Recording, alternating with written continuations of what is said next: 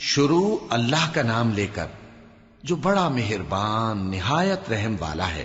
جو چیز آسمانوں میں ہے اور جو چیز زمین میں ہے سب اللہ کی تسبیح کرتی ہے۔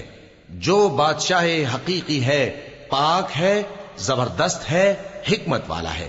وہی تو ہے جس نے ان پڑھوں میں انہی میں سے ایک پیغمبر بھیجے جو ان کے سامنے اس کی آیتیں پڑھتے اور ان کو پاک کرتے اور انہیں کتاب و حکمت کی تعلیم دیتے ہیں۔ اور اس سے پہلے تو یہ لوگ کھلی گمراہی میں تھے، اور ان میں سے اور لوگوں کی طرف بھی ان کو بھیجا ہے جو ابھی ان مسلمانوں سے نہیں ملے، اور وہ غالب ہے، حکمت والا ہے۔ یہ اللہ کا فضل ہے، جسے چاہتا ہے عطا فرماتا ہے، اور اللہ بڑے فضل کا مالک ہے۔ جن لوگوں کو تورات کا حامل بنایا گیا پھر انہوں نے اس کے حامل ہونے کا حق ادا نہ کیا، ان کی مثال گدھے کی سی ہے جس پر بڑی بڑی کتابیں لدی ہوں۔ جو لوگ اللہ کی آیتوں کی تکذیب کرتے ہیں ان کی مثال بری ہے، اور اللہ ظالم لوگوں کو ہدایت نہیں دیتا۔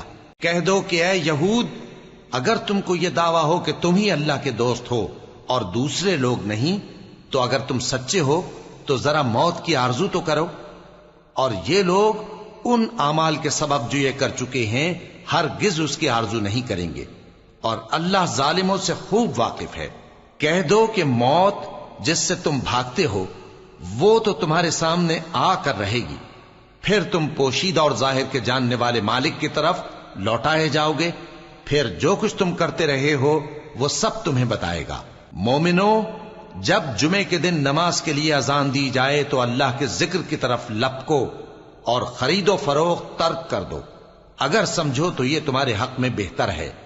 پھر جب نماز ہو چکے تو زمین میں پھیل جاؤ اور اللہ کا فضل تلاش کرو، اور اللہ کو بہت بہت یاد کرتے رہو تاکہ کامیاب ہو جاؤ۔ اور جب ان لوگوں نے سودا بکتا یا تماشا ہوتا دیکھا تو ادھر بھاگ لیے، اور اے نبی صلی اللہ علیہ وآلہ وسلم تمہیں خطبے میں کھڑا چھوڑ گئے۔ کہہ دو کہ جو چیز اللہ کے ہاں ہے وہ تماشے اور سودے سے کہیں بہتر ہے، اور اللہ سب سے بہتر رزق دینے والا ہے۔